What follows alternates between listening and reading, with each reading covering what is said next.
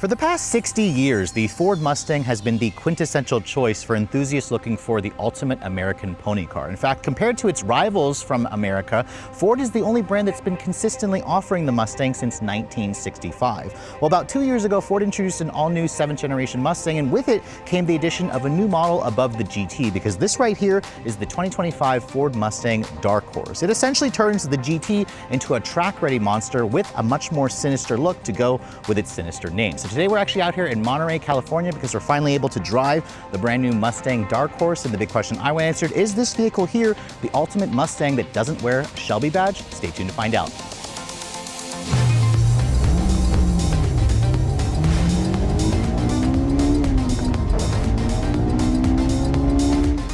Now, when Ford first introduced the all-new 7th generation Mustang, we knew that there was going to be an EcoBoost model which had the turbocharged 4-cylinder and a GT that also carried over the 5-liter V8. However, the big surprise was this model here, because Ford later on basically drove it out on stage and revealed the Dark Horse. And what this vehicle essentially has is the same 5-liter naturally aspirated Coyote double overhead cam V8 with direct and port injection as the GT. However, Ford here has massaged the internals. They make it breathe a little bit better. They've reprogrammed the ECU.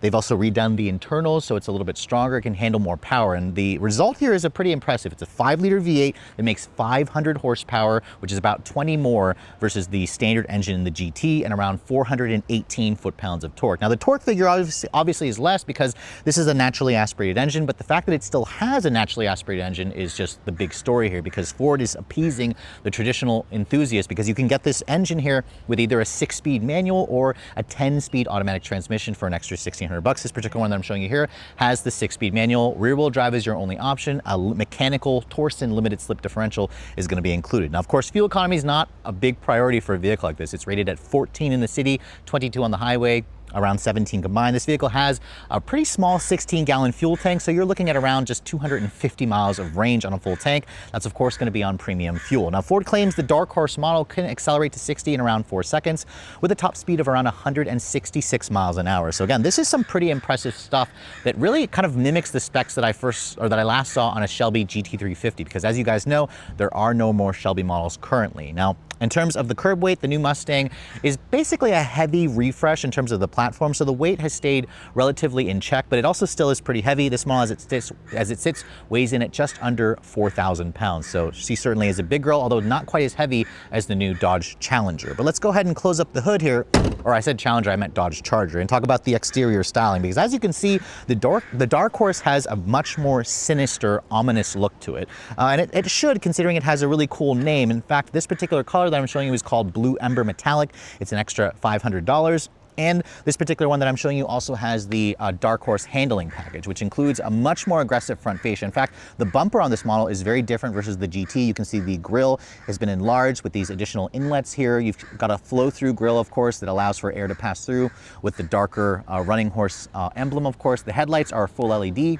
have the tripled projector style with the LED daytime running light, LED turn signal. There's also a really interesting accent light that's kind of inside the grille. And then, of course, with the handling package, you get a much more aggressive front splitter with this gurney flap that kind of goes and extends the front lip of the vehicle, and the vehicle itself just looks a lot more aggressive. This gives me Shelby vibes, more Mach 1 vibes, and I really like the look. In fact, this model here in this kind of Blue Ember Metallic color, this is kind of the hero color that Ford first introduced, and I think the entire combination looks fantastic. Now, you can see the hood actually has these functional heat extractor vents, which is going to be great for the look, but also is there for the performance to help the V8 cool itself. And then looking at the rest of the profile, let's go ahead and talk about that, because the Mustang is still a relatively big vehicle, but it's also not as big as the new Dodge Charger 2-door. You can see wheelbase remains the same at 107 inches with a 189.7-inch overall length. The vehicle itself is actually around 0.3 inches longer than a regular GT, and that's because of the extensions to the front and rear bumpers of the vehicle. Now, looking at the wheels, you can see with the handling package, you also get these really attractive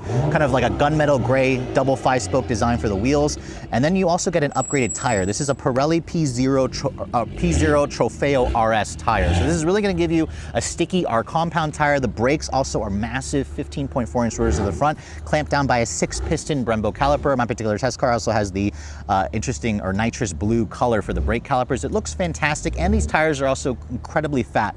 There are 305s in the front with a 325s in the rear. So this is going to give you the stickiness that you're looking for. You also get an upgraded suspension with their Magno Relogical dampers. That's included when you guys add that expensive handling package, which again, I think the car actually should come standard with, although these tires are not going to be great for actually driving on road, especially if it's wet in like actual road conditions. Now with the handling package, you also get a black painted roof, which looks pretty nice.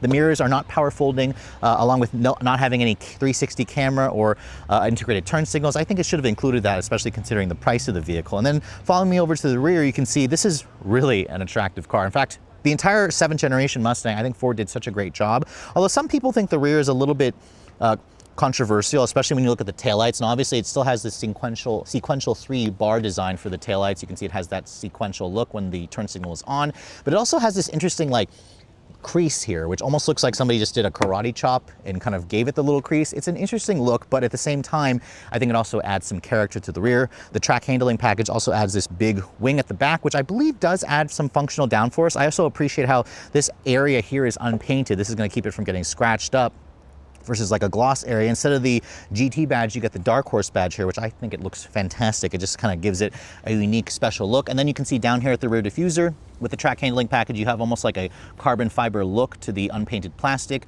The taillights are full LED. You have a reverse LED light back there. And then of course, it wouldn't be a GT or a V8 model without the signature quad outlet exhaust. This model actually has the active exhaust as standard, and it sounds amazing. Let's go ahead and fire it up so you guys can hear what that wonderful V8 sounds like.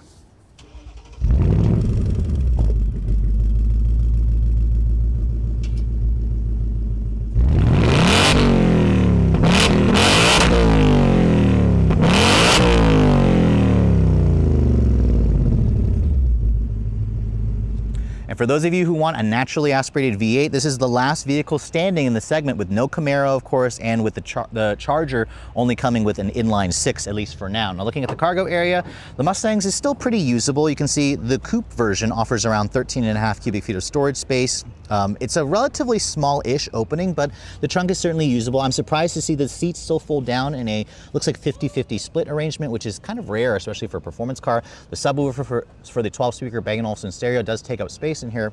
Keep in mind, if you guys go for the convertible, which is not available on the Dark Horse, lowers the cargo capacity to around 11 cubic feet. But overall, this is certainly usable. But if you need more space, Dodge's new Charger, which is technically a hatchback, offers roughly twice the space as this vehicle.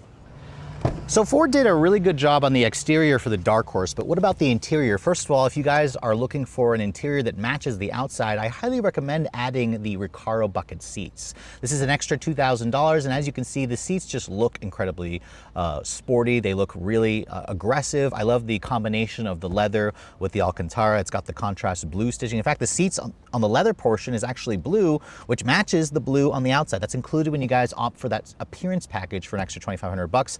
Sadly, however, when you add the Recaros, you're going to lose the power seats and the heat and ventilation. I hate how Ford does that, which almost makes me almost makes me want to skip these seats and just go for the standard seats, but they look a lot better. If you plan to track your Mustang, you're also going to want these seats because they just are going to fit the aura and the vibe of this vehicle. Now, stepping inside, the Dark Horse feels a lot lower than other Mustangs that I've been in, and then as I get in and shut the door has a relatively solid sounding thunk. Remember, the chassis is kind of carried over, but it's a big, heavy door, so it kind of reminds you that this is a two-door vehicle every time you get in. Now, looking at the key fob, as you can see, here's Ford's latest intelligent access key. The one thing I don't like is it still has the running horse here. I would have preferred if Ford put the Dark Horse emblems on the back of the vehicle to let you know you have a special model. It has the usual buttons here for lock, unlock, lock. You can also pop open the trunk and do a panic feature. If you guys want remote start, you can't get the manual transmission, obviously. A manual does not include remote start. But as you can see, when you want to start the vehicle up, you basically just make sure it's in neutral, put the clutch in, and then the start stop button is down here, so it's not blocked by the steering wheel. And every time this vehicle starts up, it just reminds you just how good this car is. So that active exhaust, even when it's in like its comfort quiet setting, never lets you forget that you have an American V8 that's naturally aspirated. Now, looking at the rest of this cabin, as you can see, it's pretty much your standard stuff. Now, this model that I'm showing you here has the premium package. The premium package is an extra $5,000. It includes a couple of things here like this titanium blue anodized shifter. that has a really nice high quality feel. It matches the blue on the inside of the vehicle as well. Highly recommend, getting this feature when you guys go for this model here. You also get rain sensing wipers. The steering wheel also has a nice design with the flat bottom design here at the lower area here. You've got the contrast stitching, of course. It has a nice 9-3 grip. And then in terms of the materials, you can see this upper door panel is a slightly soft touch injection molded plastic. There's also some carbon fiber trim. This doesn't feel as nice as prior generation Mustangs, but at least over here it's nice and covered with leather and Alcantara. Hard touch plastic over here, of course, and then the window controls there, one touch up down for both the windows. This almost feels like the previous generation Mustang. I also don't like how this door handle is not aluminum. That was something that you got in the previous generation, although that button there for the door lock switch looks like it's been a direct carryover from the previous generation. Then of course in terms of the dash, the upper dash has a soft touch injection molded plastic with this carbon fiber look trim. And then all the Dark Horse models are going to come with their latest infotainment system. So this essentially merges two screens together where you have a 12.4-inch fully digital cluster here, along with a 13.2-inch cluster here that runs off of Sync 4, which the software itself is not their newest Ford digital experience. So I'm a little sad about that, but I imagine Ford may add that at some point. You can see wireless Apple CarPlay and Android Auto is included, and you also have the option to make it full screen if you guys want to get rid of that. But as you can see, because it runs off of Sync 4, it's a little bit sluggish. This is where Ford's new digital experience has gotten a little bit better. So kind of keep that in mind. They have a new software that they're probably going to upgrade at some point. The gauge cluster over here is also customizable. I have it on the classic Fox body design for the gauge display. You can also change the drive modes here, and it'll actually, show you different gauge displays based on the drive mode. Of course, track mode's it's gonna kind of give you a tack that's at the very top. And I also love the graphics there, although right now I have it set to the Fox body display, so it's gonna leave it at that unless I actually change that. But I love, again, the graphic there. This is actually some of the best graphics you're gonna find, especially if you're coming from the previous generation. I know a lot of people aren't really happy with the fact that Ford has gotten rid of the more traditional look here, but at the same time, I think it's just a really nice looking display. You can see the vents here are very different versus the previous generation where you had circular vents. Some of you may miss that with the dual cowl design, but this is again kind of showing the more modern interior with this vehicle. If you push that little button there, you can see this brings up your My Mustang mode where you can adjust the colors for this vehicle. You can actually change the color of this display and that display. You can go to the cluster theme here. So this is where I can show you the different displays there. That's the normal gauge display. There's the sport gauge display, the track, and then there's also the calm with the classic, which I actually love the way the classic looks. And then there's also like an SVT Cobra from 1999 to 01. So this is really cool. Ford's really leaning into their heritage.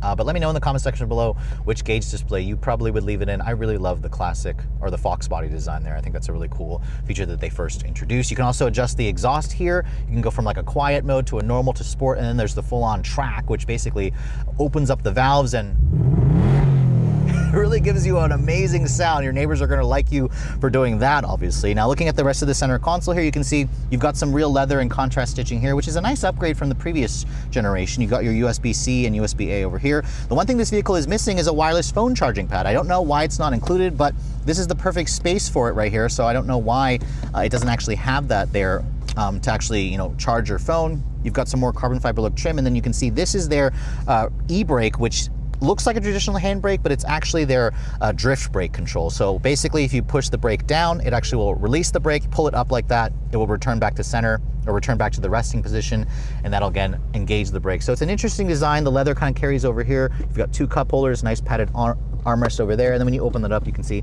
it's a relatively decent size. You also have a 12-volt power outlet in there. And then, it provides that additional storage as well, which is great. You can see the glove box for this vehicle. Open that up, it's damped but not lined with felt. It's actually a pretty decent size. You also have some badging here to let you know you have a special Mustang. And if you get tired of listening to the V8, of course, which I don't know why you would do so, this model comes with a 12-speaker Bang & Olufsen stereo, which sounds pretty good if you guys are an audiophile. Highly recommend adding that option, which is included if you guys go for the premium package. You can see in terms of the headroom space here is not too terrible. Now, I will say that there's no sunroof available on this model, but it's also really good if you guys, again, are a little bit taller, you want to put a helmet in this vehicle. The Mustang's always been a really great track car, so kind of keep that in mind. You can see there's some sunglass holders here. You have some LED map lighting, of course, but overall the interior, as you can see, is pretty standard fare from the other Mustangs, but I really love this blue interior color option with the titanium shifter here, and the Recaros also, match the overall look and performance feel. Now, there is a backseat to this vehicle. I apologize for all the noise. Literally, there was somebody that was doing a burnout behind me in the parking lot as they speed away, but let's go ahead and show you guys the backseat space, because the one thing about this vehicle with the Recaros, is when you add the Recaros, when you pull on this lever here, it doesn't actually make the seat like slide forward. That was something that the regular seats have, so I kind of have to push the seat forward there to get in back here. Now, I'm 5'7", so I'm not the tallest person, but this is not a really great back seat, as you guys can see. My head is literally up against the, the roof of this vehicle, so I kind of have to squat to sit back here. In fact, Ford says you have 29 inches of legroom back here, but where? I don't see 29 inches, because if you want to kind of come over here, you can see there's like no legroom space back here. So if you flip this forward, you can see that's with the seat mostly all the way back. There's no legroom space back here. Now, I do like the fact that you have the same kind of beautiful Alcantara with the blue leather and the contrast stitching back here, but as you can see as well, with the headroom space, there's just nothing. Now, there's also no features, no USB, no vents back here. It's all pretty much hard touch plastic, so even though the Mustang has a back seat, you're really not gonna even put your worst enemies back here, because it is tight even for small children. So here we are behind the wheel of the Mustang Dark Horse. Now, sadly, the situation or the driving conditions I'm going to be driving this vehicle in aren't ideal, because we are here on 17 Mile Drive, which is an iconic road with the beautiful Pacific Ocean right to our left right here. As you can see, you've also got multi-million-dollar mansions and a ton of like fancy high-performance cars and really cool classics driving around. So hopefully you can get a little bit of excitement from seeing those kind of vehicles out on the road. But the Dark Horse, as you guys know, is essentially the hottest Mustang that you can buy, at least for now, although technically the GTD is now available and you can buy that as well, but that's also literally like $330,000. And who's going to spend that kind of money for a Mustang? Because, you know, for the same money or less money, you could actually buy like a Porsche GT3 RS. But this model here is about $15,000 more expensive than a GT. And what you essentially get here is a massaged version of the 5-liter V8. You get an active exhaust, you get Magno rheological dampers, you get a retuned suspension and steering system, and you also get a different transmission. This is the 6-speed Tremec manual that you'll also find in a Shelby GT350 or a Mustang Mach-1. It also includes their no-lift shift feature. It also includes launch control, which I'm not gonna be able to try out today, obviously because there's just so many people out on the road, also probably so many cops as well, as we pass by one cop. But what I love about this vehicle is the fact that it has a naturally aspirated V8. It has active rev matching, which you can hear. The engine also sounds incredible. Even when you're not pushing it that hard, it'll create some pops and crackles from the exhaust. And it also sounds really good. The response from this engine is just instantaneous, and that's kind of what you're looking for when you're buying a vehicle like this, especially when you have a naturally aspirated V8. The throttle response is almost instant. The steering in this vehicle is so quick and responsive. There's actually a little bit of feedback coming as well through the front tires, which I love, and you can see it actually will rev match into first. But of course, this is a 6-speed manual model with a limited slip differential. And it helps to put the power down. Now, obviously, I'm not going to be able to push the vehicle in these kind of situations, but it is kind of cool to drive down this area. You literally see supercars, and look, there's a 2005 Ford GT. I rarely ever see one of those. They're worth like over $1 million+ easily, but I love the way this thing sounds. It just gets so much attention, even out here where there's so many people out here just driving these crazy rare cars. People still stop and they point and they look at this vehicle because it's just a sinister, more ominous looking Mustang that kind of fits the whole persona of the Dark Horse name. But surprisingly, I am shocked at how easy this vehicle is to drive. Love the way the transmission feels. This is a much better feeling transmission than the 6-speed in the GT. So for that reason alone, I might consider spending the extra 10 grand, 12 grand to get the Dark Horse because it has a much better transmission. The clutch is also pretty forgiving and engaging. It engages kind of right in the middle of the travel. I was actually terrified I was going to stall this thing when I first got behind the wheel, but it's surprisingly good, so easy to... It just sounds so good. I love listening to that V8 wind out. It revs all the way up to 7,500 RPM, although in the manual model, the fuel cutoff comes in at around 7,300 RPM. So you got to keep that in mind because you'll bang off of the rev limiter pretty easily, but I'll be looking forward to getting one of these back home where I can actually test it out and see if it can do a 0 to 60 time in the 4-second range that Ford was claiming. But obviously, in these kind of conditions, just driving the vehicle around, it's a relatively easy vehicle to drive. You do have to get used to how wide it is. I do notice as well that the ride is noticeably stiffer. Even though I have the dampers in its comfort setting, I have the exhaust in its loudest setting, it still feels very much like a a track car, and that's because of the tires. You do hear some tire noise coming through as well, but most of the times it gets drowned out by that engine note. So kind of keep that in mind. If you get tired of the road noise or the tire noise, just put your foot down. It's going to get rid of the annoyances there, and that's really a sonorous sound that I think most people are going to want to hear. But overall, the Dark Horse basically, at least in these conditions, feels very much like, just a hotter GT. It's a more track-focused GT, a more serious GT, but at the same time, it's got comfortable seats. It has relatively, tight build quality. I didn't hear a single squeak and rattle in this interior. And I also really like the tech in this vehicle. The new displays obviously are going to take a little bit getting used to if you guys are coming from the previous generation, but I would argue that it finally brings the Mustang's interior to the modern era, although I really am looking forward to hopefully Ford, implementing their digital experience software at some point, because the Sync 4 system definitely just feels like a step or two behind, especially when you have experienced Ford's newest software system. Now, with just under 50,000 units sold last year, the Ford Mustang continues to be the best-selling muscle car or pony car in the segment. In fact, until Dodge eventually offers and sells the six-cylinder Charger, this is really the only muscle car standing, especially if you want a 5-liter naturally aspirated V8. In fact, getting a chance to drive the Dark Horse has been a long-awaited thing for me, and I'm really hoping at some point I can get one back home to test for a week, because as you guys saw, trying to drive this vehicle during Monterey Car Week here at Pebble Beach, Concours d'Elegance, is kind of a tough thing to do, considering all the traffic, the small roads, the increase in the police presence. So at some point when I get one of these back home, I'll try to get one to do a updated 0 to 60 test, because I would like to see how much faster this vehicle is compared to a GT model. The last GT that I tested did 0 to 60 in around 4.7 seconds. So I expect this model to be a little bit quicker, especially considering it has more grip, it has more power, it has better handling dynamics, and you really feel that when you get behind the wheel of the Dark Horse. This vehicle feels more akin to like a Mustang Mach-1 or a Shelby GT350. I love the engine note, because even out here at Pebble Beach, where there's a ton of supercars kind of driving around, a lot of classic cars as well, the Mustang still gets a lot of attention. And I think it really has to do with a couple things. First of all, the look of the vehicle. People are just nostalgically in love with Mustangs, but also the sound. That V8 grumble with the active exhaust, it's just a noise that is instantly recognizable. It just screams American muscle, and that's one of the reasons why the Mustang continues to do well, especially with the purest of enthusiasts out there. Now, in terms of the Dark Horse as itself, how does it compare to something like a GT? Because, a Mustang starts at around $31,900 for an EcoBoost version, at around $5,000 if you guys want the premium package. A GT model, however, has been going up in price over the years. That's going to cost you at least $46,000. So it's a hefty $15,000 price increase to get the V8. Now, the crazy thing about the Dark Horse is it's going to cost you on paper almost $20,000 more than a GT at around $65,000. The premium package is going to push you to almost 70 grand. Now, of course, my particular test car here has a couple of options that are going to increase the price. It's got the Recaro seats for 2 grand. It has the handling package. It has the appearance package as well, along with the destination charge and this color upcharge.